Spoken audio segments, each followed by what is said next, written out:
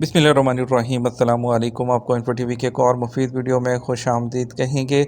चलो चलो लिथुआनिया चलो, एक यूरोप का एक और ख़ूबसूरत मुल्क जो आपको वीज़ा ज़रूर देता है। आज की वीडियो में बात करने वाले हैं कि आप लिथुआनिया कैसे जा सकते हैं, और शेंजन कंट्री में आता है लिथुआनिया, और यहाँ पर वीज़ा मिल जाए तो आप बाकी के 26 शेंजन कंट्रीज़ के अंदर भी विज़िट कर सकते हैं। लिथुआनिया कैसा मुल्क है और ये वीज़ा कैसे देता है? लिथुआनिया जो है एक जो बेल्टिक रीजन है यूरोप का, उसमें आता है। इसकी बड़ी लंबी चौड़ी हिस्ट्री है। ये एक छोटा सा मुल्क है जो कि जिसका रकबा जो है आप कह सकते हैं कि लाहौर या कराची के बराबर होगा, जिसकी आबादी सिर्फ जो है वो 2.5 से 3 करोड़ के बराबर होती है, और 65,300 किलोमीटर सिक्योर पर जो इस पर मुश्तमिल है। और इसकी आबादी भी छोटी सी है, लेकिन इसका जो जीडीपी है बहुत हाई है। यहाँ पर आप देख सकते हैं इसके जीडीपी आपको यहाँ पर नज़र आ रहा होगा। पर कैपिटा इसकी जो इनकम है वो $49,266 है, जो कि बहुत हाई है। और इसके अलावा जो है बात करेंगे आज की इसके वीडियो के बारे में कि इसमें टूरिस्ट वीज़ा के बारे में, क्या वहाँ पर जाकर कैसे सेटल हो सकते हैं। सबसे पहले बात कर लेते हैं इसके ओवरव्यू की। आपको बताते चलें कि शेंजन स्टेट है ये, उसके अंदर आता है। 90 दिन का वीज़ा मिलता है, आप 180 दिन तक वहाँ पर स्टे कर सकते हैं। सऊदी अरब के अंदर अगर आप अप्लाई कर रहे हैं सऊदी अरब के अंदर से, तो हंगरी की जो यहाँ पर एम्बेसी है सऊदी अरब के अंदर, वो इसको डील करती है। और इसके अलावा अगर बात करें कि आप अप्लाई किस तरह से कर सकते हैं, इसके कौन कौन से जो इसके डॉक्यूमेंट्स रिक्वायर्ड होंगे, तो चलिए इसको शुरू करते हैं। वीज़ा फ़ीस की सबसे पहले बात कर लेते हैं। इसकी जो वीज़ा फ़ीस है वो 322 सऊदी रियाल होती है, और जो 6 से 12 साल के बच्चे होते हैं उनकी फ़ीस 161 होती है, उससे नीचे ये फ्री होता है। ठीक है।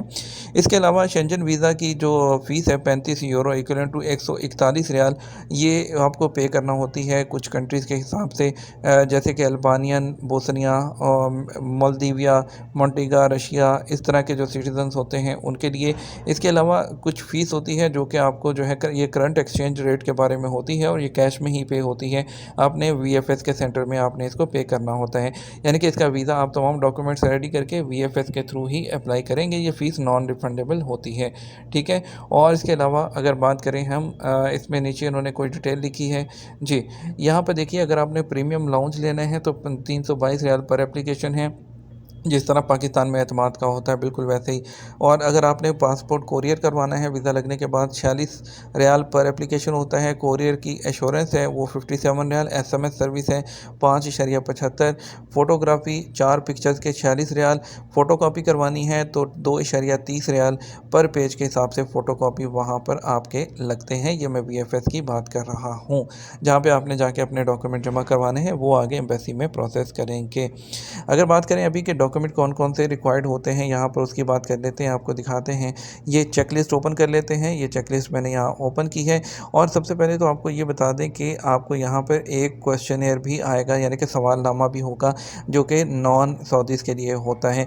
कि आप जैसे कि कितनी देर होगी आपको सऊदी में रहते हुए, कि आप सऊदी में अकेले हैं या फैमिली के साथ हैं, फैमिली आपके जो हस्बैंड या वाइफ हैं वो काम करते हैं, जॉब कौन सी है, और आपका जहाँ रह रहे हैं ये रेंटेड है या आपका है, बच्चे कितने हैं, और इसके अलावा आपके बच्चे क्या करते हैं, आपकी क्वालिफ़िकेशन क्या है, स्टडी क्या की है आपने, और एग्जैक्टली वर्क क्या करते हैं, जॉब टाइटल क्या है, जॉब डिस्क्रिप्शन क्या है, और आपको कितनी देर हो गई है इस पोजीशन पर काम करते हुए, कि आप अपनी जॉब से सेटिस्फाइड हैं, और इसके अलावा और आपकी जो है कब तक वापसी का इरादा है, और इसके अलावा आपने कभी यूरोप पहले ट्रैवल किया है, क्या शेंजन कंट्रीज़ में पहले ट्रैवल किया है आपने, और क्या आपका कभी वीज़ा रिजेक्ट हुआ है, और अगर हुआ है तो उसकी रीज़न क्या थी, कौन कौन सी कंट्री आप यूरोप की विज़िट करना चाहते हैं वो आप लिखेंगे। जैसे कि शेंजन है तो 26 कंट्री, आप कहाँ कहाँ जाना चाहेंगे। ये तमाम चीज़ें इस तरह के सवालात हैं। यहाँ पर लंबे चौड़े 25 सवाल हैं, जिसका जवाब भी आपको यहाँ पर देना होगा, उसके साथ लगाना होगा। ठीक है। अब बात कर लेते हैं यहाँ पर चेकलिस्ट के बारे में, कौन कौन से जो डॉक्यूमेंट्स हैं वो रिक्वायर्ड होते हैं। ठीक है। अब मैं यहाँ पर बताना है कि आप कहाँ पर डेस्टिनेशन है आपकी, हंगरी है, लिथुआनिया है, या स्लोवाकिया है। ठीक है, क्योंकि सेम फॉर्म है, इन तीनों कंट्रीज़ के लिए यूज़ होता है। और यहाँ पर जो उसकी एम्बेसी है यूएई के अंदर है वैसे, और रियाद में जो हंगरी की एम्बेसी है वही जो है लिथुआनिया के वीज़े को डील करती है। आपके पास वैलिड पासपोर्ट होना चाहिए। आपने वीज़ा एप्लीकेशन फॉर्म फिल करना है। फॉर्म आप यहाँ से, आपको जो वीएफएस की वेबसाइट है उस पर यहाँ पर डाउनलोड फॉर्म्स में जाएंगे, यहाँ पर एप्लीकेशन फॉर, और यहाँ पर मौजूद है एप्लीकेशन फॉर शेंजन वीज़ा। ये फॉर्म आपने डाउनलोड कर लेना है। इस फॉर्म को आपने फिल करना है। नीचे जाते जाएंगे, इसके अंदर कंप्लीट डिटेल है, आपके जो आपसे रिलेटेड होती है वो तमाम डिटेल इसके अंदर। मैं फॉर्म कभी फिल नहीं कर रहा, वरना 25 मिनट की वीडियो हो जाएगी। तो ये फॉर्म आपने फिल करना है, इसके ऊपर अपनी पिक्चर लगानी है और जो डॉक्यूमेंट्स मैं आपको बता रहा हूँ आपने इसके नीचे अटैच करने हैं। साथ में ये सवालनामा जो है, क्वेश्चनियर है, ये भी आपने फिल करके साथ लगाना है और वीएफएस से अपॉइंटमेंट लेनी है, वहाँ जमा करवाना है। आपके पास ट्रैवल इंश्योरेंस होनी चाहिए जो कि 30,000 यूरो के बराबर हो। फ्लाइट टिकट होनी चाहिए आपके पास आपने कंपनी का लेटर होना चाहिए, एम्प्लॉयमेंट लेटर जो कि चैम्बर करवाया हुआ हो। इसके अलावा आपने बैंक स्टेटमेंट दिखानी है और इसके अलावा आपने एग्ज़िट एंट्री आपके पास होना चाहिए। और अगर तो आपको कोई इनवाइट कर रहा है तो आपके पास उसका इनविटेशन लेटर होना चाहिए। अगर आप टूरिज़्म के लिए जा रहे हैं तो फिर उसके लिए ज़रूरत नहीं है। यहाँ पे एडिशनल रिक्वायरमेंट दी है नॉन सऊदीज़ के लिए, उसमें इकामा एटलीस्ट आपका 3 महीने का वैलिड होना चाहिए, ठीक है। और इसके अलावा एग्ज़िट एंट्री होनी चाहिए आपके पास, और आपके पास जो सैलरी आ रही है मंथली आपके बैंक स्टेटमेंट में, वो आपके पिछले 6 महीने की आपके पास होनी चाहिए। आपका जॉब कॉन्ट्रैक्ट की कॉपी और या फिर आपके पास जो कंपनी का फील का लेटर होता है वो होना चाहिए। और जो ये क्वेश्चनियर आपको मैंने पहले सवालनामा बताया है वो आपने फिल करना है। ये चेकलिस्ट आपने ऊपर लगानी है, डेट लिखनी है, साइन करने हैं और फिर वीएफएस को जमा करवानी है उसके नीचे पूरे डॉक्यूमेंट लगाकर, ठीक है। बहुत सिंपल प्रोसीजर है, कुछ नहीं करना, बस आपके मेन पूरे डॉक्यूमेंट आपने सारे रेडी करने हैं जो मैंने बताया आपको। ये आपने सवालनामा फिल करना है पूरा, उसके बाद आपने ये फॉर्म फिल करना है, ठीक है। तरतीब में ये सारी चीज़ें उसके नीचे लगा लेनी है। उसके बाद आपने वीएफएस में यहाँ पर वीएस से अपॉइंटमेंट लेनी है और ये वीएफएस की वेबसाइट से ही अपॉइंटमेंट आपको मिलेगी। और अपॉइंटमेंट लेने के बाद आपने उस डेट पर जाना है, वहाँ जाकर अपने डॉक्यूमेंट वीएफएस में जमा करा देने हैं। अगर कोई कमी पेशी होगी वीएफएस के एहलकार आपको बता देंगे, उसी वक्त आपने वो पूरी करना होगी।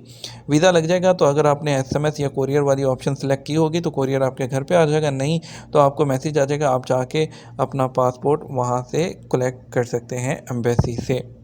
उम्मीद करते हैं वीडियो आपको पसंद आई होगी। वीडियो आप जो है इसको लाइक और शेयर ज़रूर कीजिएगा, लेकिन इससे आपको एक चीज़ बताता चलूँ कि आप इसको दूसरे लोगों के साथ शेयर ज़रूर किया करें, क्योंकि बहुत से लोग होते हैं जो एजेंटों के चक्कर में फंस के अपने पैसे ज़ाया करते हैं। और हम काफ़ी लोग हमें ईमेल करते हैं कि हम अप्लाई करना चाहते हैं और आप हमारी हेल्प कीजिए। हम कोई एजेंट तो नहीं हैं, हम ना ही हम जो है वो ट्रैवल एजेंट है, ना ही हम सिर्फ आपके लिए जो है वो इन्फॉर्मेशन लेकर आते हैं, प्रोसेस बताते हैं किस तरह से प्रोसेस करना है।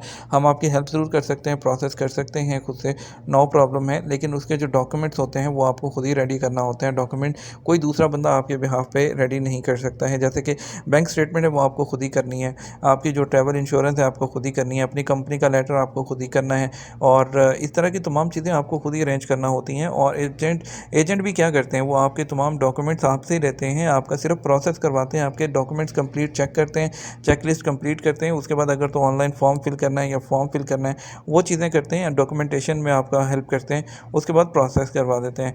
तो अगर आप थोड़े से पढ़े लिखे हैं, आप थोड़ी सी हिम्मत करें तो आप खुद भी इसको कर सकते हैं। दुआ में याद रखिएगा, अपना ख्याल रखिएगा। अस्सलाम वालेकुम।